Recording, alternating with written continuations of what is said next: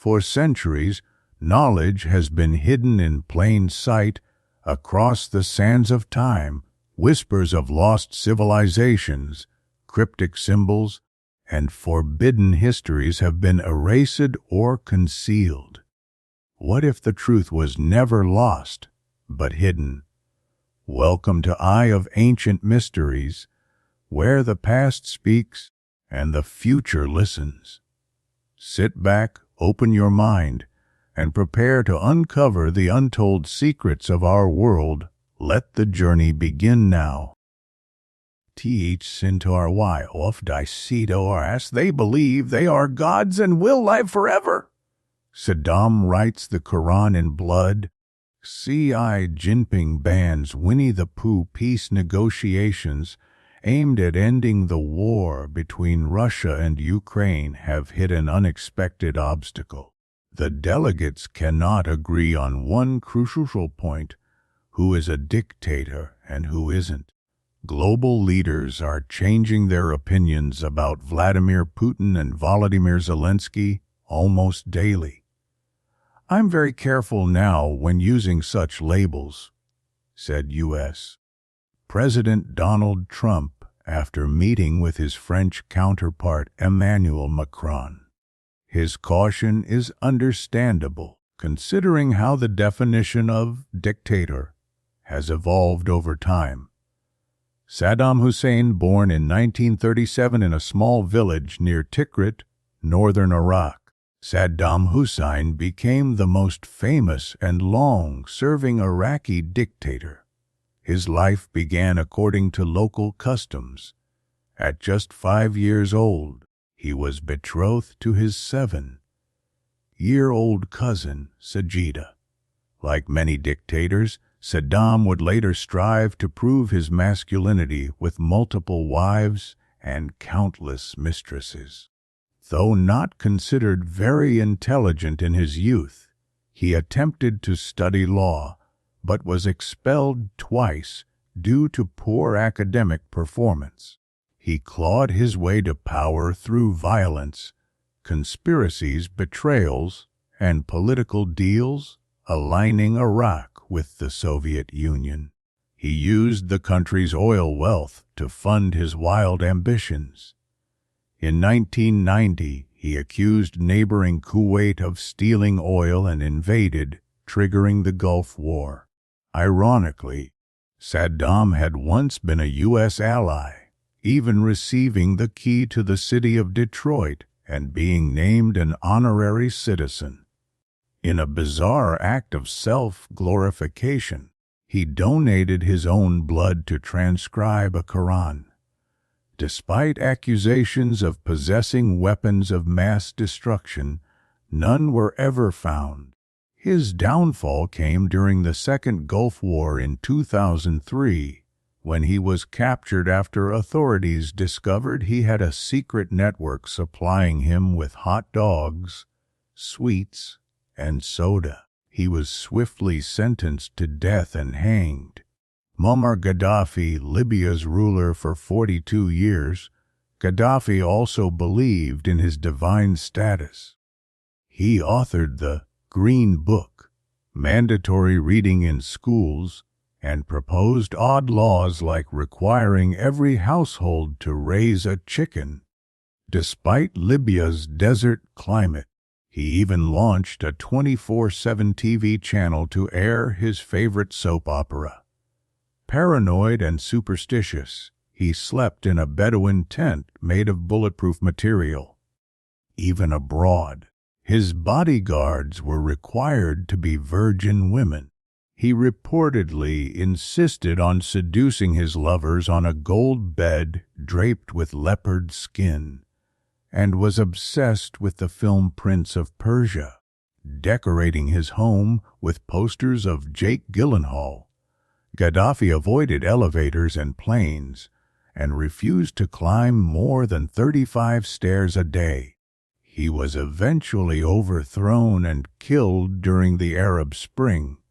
Kim Jong-un, North Korea's supreme leader, inherited power from his father and grandfather. His exact birth date remains a state secret to maintain the illusion of divine origins. Educated under a false name in Switzerland, Kim now rules North Korea with an iron fist, reportedly personally ordering hundreds of executions, including that of his uncle. He made headlines by shaking hands with Donald Trump during historic meetings and has recently supplied weapons to Russia in its war against Ukraine. Kim is known for his love of luxury cheeses, cognac, and NBA basketball, and is good friends with former Chicago Bulls player Dennis Rodman. Xi Jinping since 2012. Xi has led China's Communist Party and became president in 2013. Born into a political family, Xi spent 6 years laboring on a farm as part of Mao Zedong's reforms. Initially rejected by the party for quoting Confucius, he was eventually accepted after inviting a local party official to lunch. Now, the Constitution has been changed to remove term limits for him. Any criticism of Xi is considered an attack on the entire Communist Party. It's forbidden to show images of him sweating or compare him to Winnie the Pooh, the latter banned because of his visual resemblance to the cartoon character. Alexander Lukashenko, often called Europe's last dictator, Lukashenko has ruled Belarus for over 30 years. He recently won re-election without even campaigning, claiming he was too busy. Known for his harsh crackdowns, he once forced a commercial flight to land just to arrest a dissident on board. His governance mirrors Soviet times. State-owned property and collective farms are still widespread. Despite his rustic image, Lukashenko reportedly has a fortune exceeding $10 billion and remains a loyal Putin ally. Vladimir Putin, the man with the power to end the war in Ukraine, a war he started. Raised in poverty in post-war Leningrad, Putin rose through the ranks of the KGB, serving in East Germany.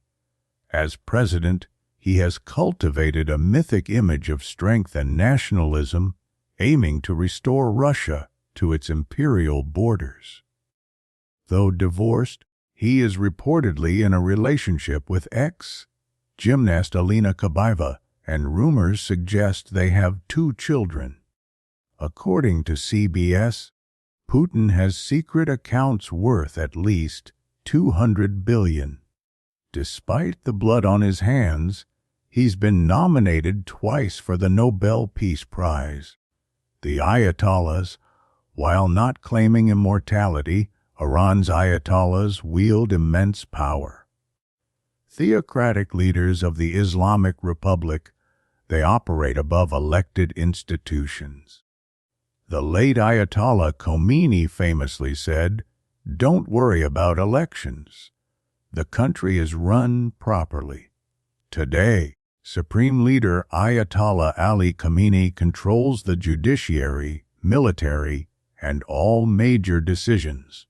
Only the Ayatollahs can declare holy wars, jihad, and under current rulings, Iran's war against Israel will only end when the Jewish state no longer exists. Bashar al-Assad, a rare Christian dictator in the Middle East.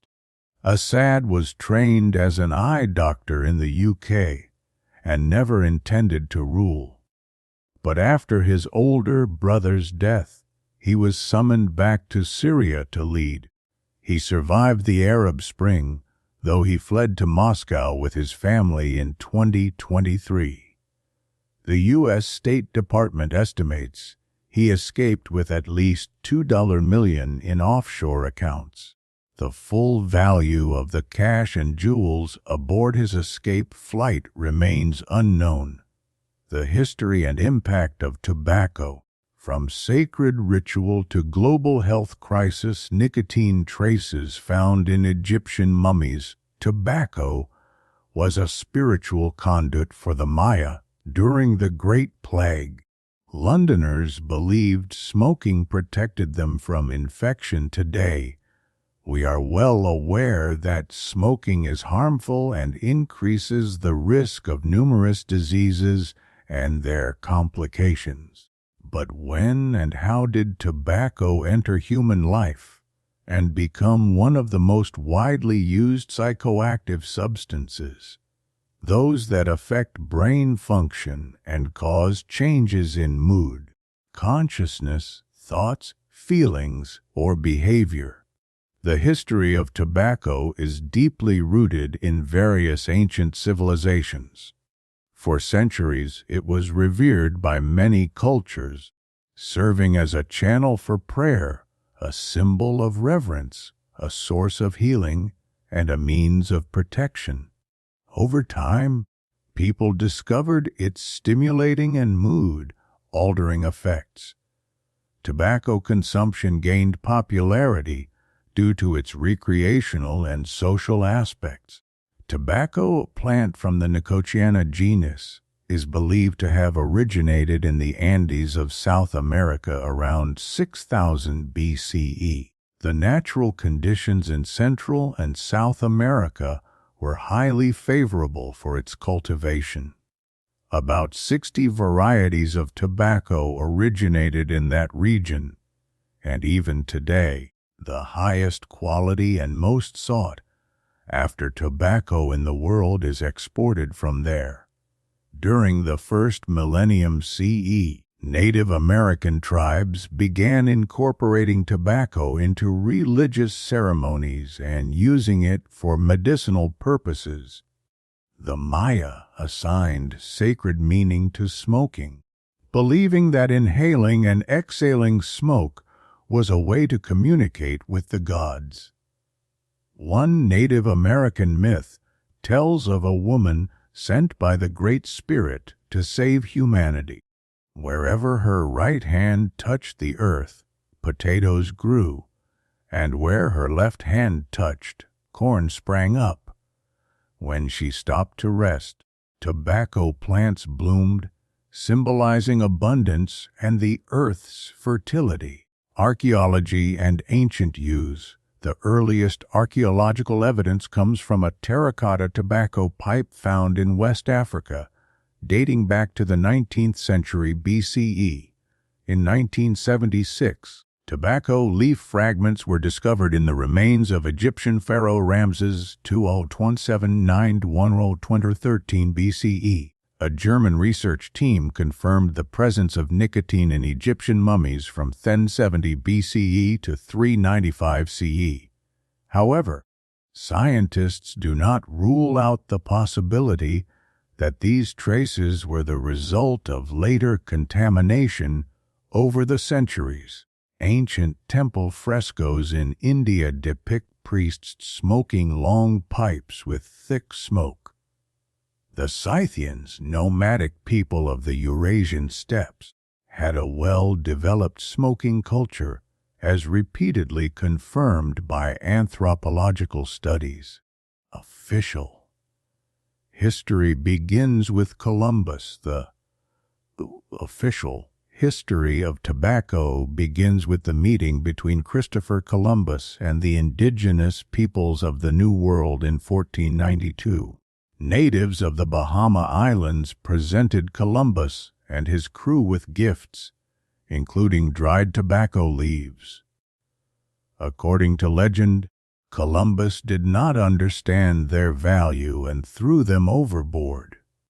Yet, thanks to this great explorer, the word tobacco appeared for the first time on world maps, named after the island of Tobagos, from the indigenous word for smoking pipes. Raymond Pane, a Catholic monk who accompanied Columbus on his second expedition, is considered the person who introduced tobacco to Europe. Tobacco seeds were first sown in Spain, Italy, and what is now Belgium. Jean-Nicot de Villemain, 1530–1604, the French ambassador to Portugal, introduced tobacco to Queen Catherine de Medici, 1593–1629, and brought the plant to France. In honor of Nicot, the plant Nicotiana and the substance nicotine were named after him in 1965 by Adam Lanesser. In 1571, Spanish physician Nicolas Monardes published a book on the medicinal plants of the New World. He claimed tobacco could cure 36 different ailments. His book became a standard medical text across Europe. It is no surprise, then, that during the Great Plague in London in the mid-1660s, people believed smoking tobacco could protect them from infection. The bubonic plague killed over a fifth of London's population. Eton College, located near the city, even enforced smoking as a preventive measure. Tobacco in Russia and global trade in Russia. Tobacco trade and smoking were legalized in 1697 during the reign of Peter the Great, who became an avid smoker after visiting Holland. He actively encouraged his officials to smoke and permitted tobacco imports. By 1638, Virginia had become the main supplier of tobacco to Western Europe. Dominance and expansion. Spain achieved global dominance in the tobacco trade thanks to a royal decree by King Philip in 1717. In 1728, another royal decree led to the construction of a tobacco processing and cigar manufacturing plant in Seville. In 1761, British physician John Hill published warnings against the excessive use of snuff, linking its overuse to nasal cancer. This is likely the first clinical study to associate tobacco with health risks. After World War I, scientific evidence increasingly linked tobacco use to various health problems, including cancer. This growing body of data and rising public health concerns led to stricter regulations on tobacco use.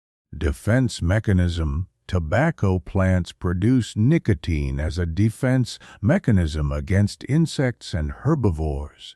It was once widely used as a pesticide until it was banned in the mid-1960s.